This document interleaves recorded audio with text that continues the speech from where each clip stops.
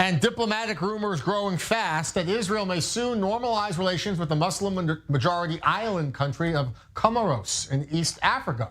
One African nation that already has enjoyed close ties with Israel for decades is the Ivory Coast. Correspondent Pierre-Claude Chandler investigates why the Israel-Ivory Coast friendship has proven so steady over the years. Most ministries and embassies, including that of Israel, are located in the Plateau, Abidjan's business district overlooking the Ebrié Lagoon. Thus, it's in the corridors of power that it's most auspicious to chat about Ivorian-Israeli relations, relations initiated by the founding fathers of both states, David Ben-Gurion and Félix Houphouët-Boigny, in the 1950s. True love for Israel through all the decades, a wonderful relationship, a wonderful dialogue. We talk about agriculture, water, education. We talk also about cooperation in public health. We talk also about high-tech. We talk also about cooperation in cybersecurity. Bien sûr, une coopération avec Israël. Of course, cooperation with Israel is useful, and more than that, in the fight against terrorism. I won't go into details, but yes, we have a good cooperation in this regard. Mais oui, nous avons une bonne coopération en ce sens. Côte d'Ivoire feels very close to the state of Israel. We are two sister states, but this must be accompanied by friendship at the people's level. And friendships between people come through people meeting each other. And that kind of encounter is always through tourism. Moving forward, developing and enriching this relationship, that's the order of the day. I hope to go to Israel very soon to discuss irrigation techniques for the sake of the intensive reforestation that we plan to achieve in Côte d'Ivoire.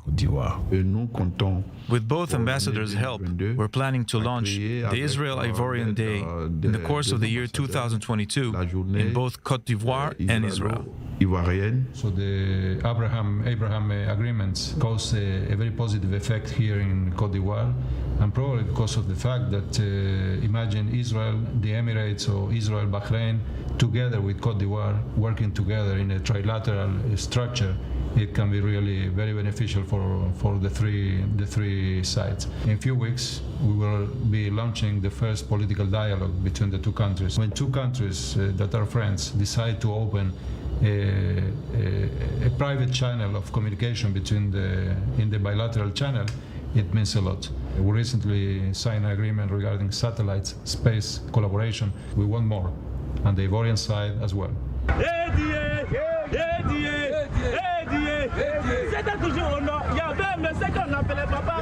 If Ivorian and Israeli ministers and diplomats cherish a relations that dates back to the independence of the two countries, for the residents of Abidjan, Israel is above all the Holy Land, the chosen land, as if frozen in the religious texts. Israël, il y a beaucoup de prophètes, ils sont nés là-bas.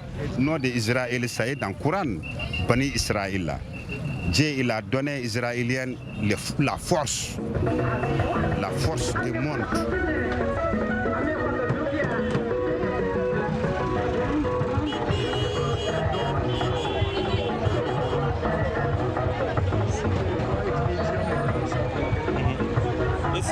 In the popular communes of Abobo and Yopougon, Africa's on the move.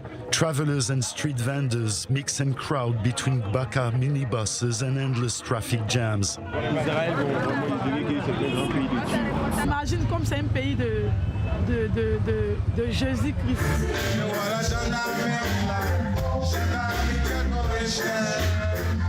In the crazy heart of night in Abidjan, Israel's a biblical verse. The name of a beach, under a leaden sky brooding over a holiday resort. In remote villages, the arrival of a foreigner, what's more an Israeli, is a good omen. C'est une bénédiction totale. Aujourd'hui, vous êtes arrivé ici, c'est comme Jésus descendu sur ce village. Donc on peut bénéficier de beaucoup de choses. Israel hasn't changed, cannot change, I learn here, as carved in the durable timber of Côte d'Ivoire. As for Israel's wish for an Ivorian embassy in Jerusalem, God willing. We usually say here in Côte d'Ivoire, Inshallah, but I don't think that this is something that I can commit myself to. Pierre-Claude Chandler, Abidjan, Côte d'Ivoire, I-24 News.